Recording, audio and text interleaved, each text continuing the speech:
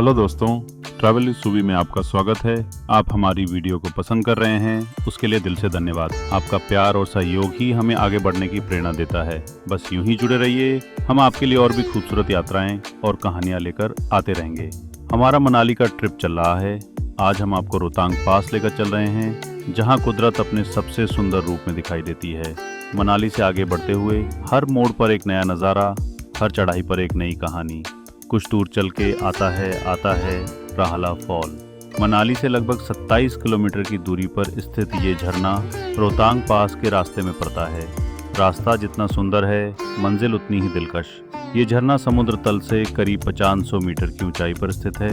ऊंचाई से गिरता हुआ झरना, इसकी ठंडी ठंडी बूंदें चेहरे को छूती हैं और पानी की आवाज़ एक अजीब सी ताजगी से भर देती हैं। अगर आप मनाली घूमने आ रहे हैं तो राला फॉल को अपनी लिस्ट में ज़रूर शामिल करें। खास तौर पर मानसून या गर्मियों में ये जगह और भी ज़्यादा खूबसूरत लगती है। राला फॉल से आगे चलते हुए हमें और भी हसीन नज़ारे देखने को मिले। पहाड़ों की ऊंचाई बढ़ती जा रही थी और रास्ते हर मोड़ पर और भी खूबसूरत होते जा रहे थे।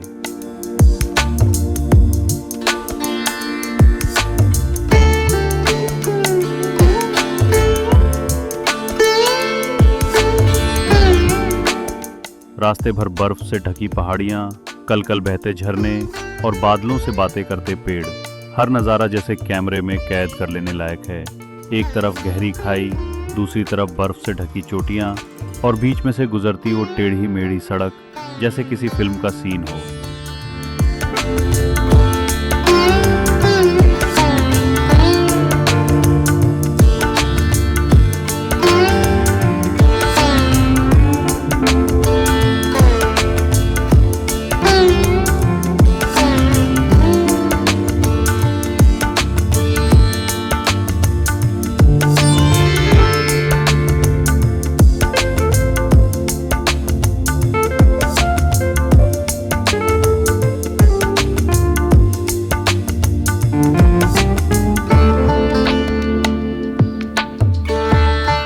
थोड़ी दूर चलकर हमें एक झरना नजर आया। पहाड़ों के बीच से गिरता हुआ, बिल्कुल किसी चित्र की तरह लग रहा था। वहां तक जाने का कोई रास्ता नहीं था, इसलिए हम दूर से ही रुककर उसे निहारने लगे।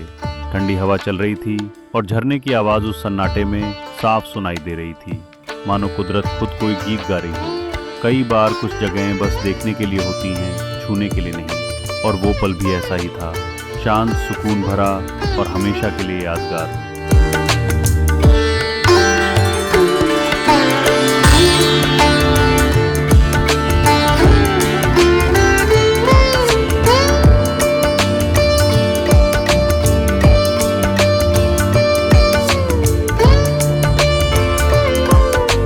कुछ दूर चल के हम पहुंचे मढ़ी। रोहतांग पास की ओर जाते हुए एक बेहद प्यारी सी जगह। यहाँ कुछ ढाबे और छोटे कैफेज भी हैं, जहाँ आप मैगी, चाय, कॉफ़ी या गर्मा गर्म पराठों का मज़ा ले सकते हैं।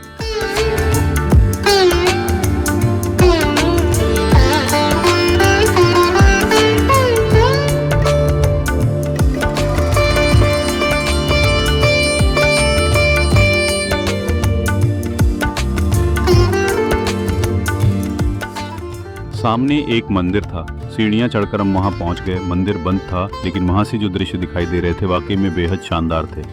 ऊंचाई से दूर दूर तक फैली घाटियाँ, हल्के बादल और ठंडी हवा, सब कुछ मन को छू जाने वाला था। थोड़ी देर वहीं बैठकर उस शांति को महसूस किया, चाय पी, फिर तैयार हुए अपनी अगली मंजिल रोहतांग पास की ओर।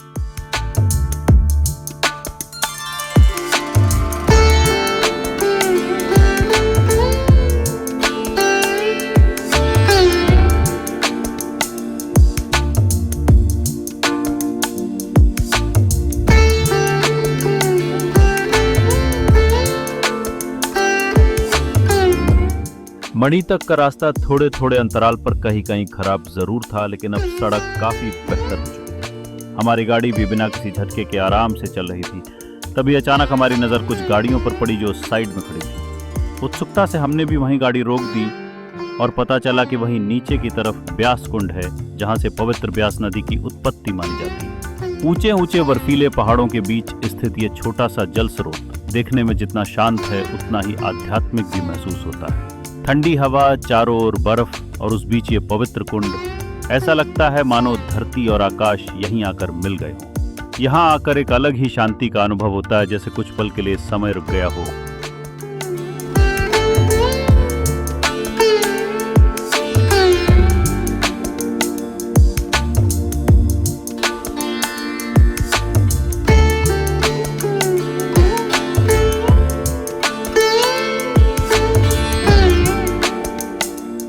कुछ देर वहां बिताकर हम फिर आगे चल पड़े।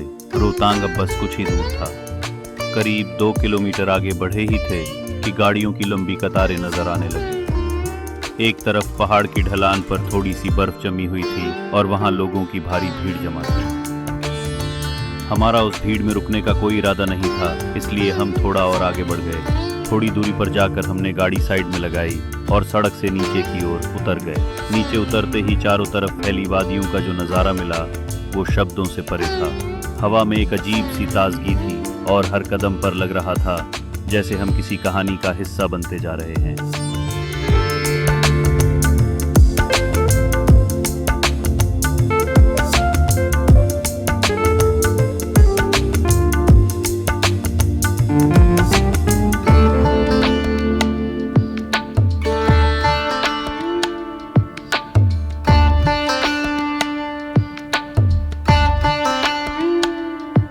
हमें दूर एक चट्टान नजर आ रही थी और हम धीरे धीरे उसी तरफ बढ़ने लगे। कुछ ही देर में हम उस चट्टान के पास पहुंच गए और जो दृश्य वहां से दिखा बस कह नहीं सकते, महसूस कर सकते हैं। हमने भी वहीं बैठकर कुछ देर उस नज़ारे को बस महसूस किया, बिना कुछ कहे, बिना कुछ सोचे, जैसे वो पल हमारे लिए ही बना हो। कभी कभी जिंदगी के सबसे खूबसूरत पल कैमरे में नहीं, दिल में कैद हो जाते हैं, और ये पल भी वैसा ही था। जैसे ही हमने रोहतांग से नीचे उतरना शुरू किया, नज़ारे धीरे धीरे बदलने लगे।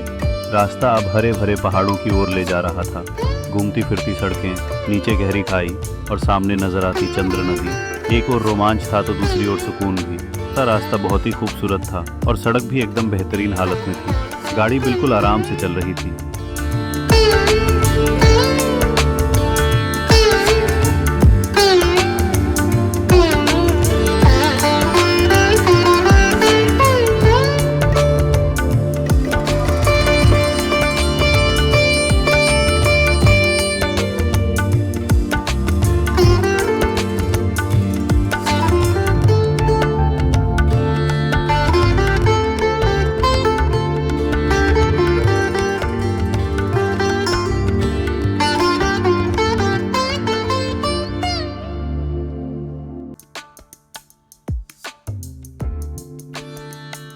थोड़ी देर बाद हमें सामने घाटी का पहला गांव नजर आया, खोकसर। खोकसर में कुछ होम स्टे हैं, ढाबे और स्थानीय दुकानें हैं जहां गर्मा गर्म चाय और सादे लेकिन स्वादिष्ट खाने का मजा भी लिया जा सकता है। हमने गाड़ी आगे बढ़ाई। इस बार हमारी मंजिल थी सिस्सू। रास्ता और भी खूबसूरत होता चला गया। एक तरफ ऊंचे ऊंचे पहाड़, दूसरी तरफ लहराती हुई चंद्रा नदी और बीच से गुजरती एक शानदार सड़क जो अब बिल्कुल नए टनल रूट के कारण और भी सुगम हो चुकी है। करीब 10-15 मिनट की ड्राइव के बाद हमें लाहौल क्षेत्र में स्वागत करता हुआ एक सुंदर सा गेट दिखाई दिया, जिस पर बड़े अक्षरों में लिखा था, वेलकम टू लाहौल। गेट को पार करते ही रास्ता धीरे धीरे नीचे की ओर उतरने लगा, जो सिस्सू हेलीपैड की तरफ जा रहा था। सिस्सू पहुंचते ही सबसे पहले जो चीज आपका दिल जीत लेती है वो है यहाँ का प्रसिद्ध सिस्सू झरना। ऊंचाई से गिरता हुआ पानी और नीचे चंद्रा नदी और वहां से दिखते हुए शिखर जो दिल को छू रहे थे।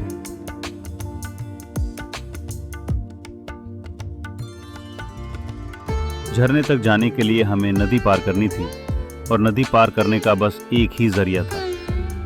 उसी जिपलाइन के सहारे लोग नदी के एक किनारे से दूसरे किनारे जा रहे थे और फिर वहां से शुरू होती थी कुछ देर की ट्रैकिंग जो सीधे झरने तक ले जाती थी। हमारा वहां तक जाने का मन तो नहीं था, लेकिन झरने की खूबसूरती इतनी थी कि दूर से ही उसे निहारते रहना भी एक अलग सुकून दे रहा था। हम वहीं पास के एक ढाबे पर बैठ गए, वहां गर्मा गर्म मैगी बनवाई और चाय का ऑर्डर दे दिया। सिस्सू की हसीन वादियों को अलविदा कहने का वक्त आ गया था। दिल तो बिल्कुल भी नहीं कर रहा था वहां से उठने का।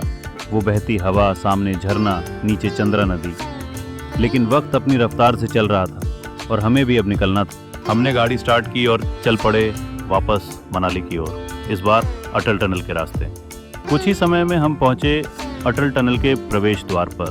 भारत की सबसे लंबी हाईवे टनल जो समुद्र तल से 10,000 फीट की ऊंचाई पर स्थित है। जैसे ही हम टनल में दाखिल हुए तो लगा जैसे हम समय के किसी अलग ही मार्ग में प्रवेश कर रहे हों।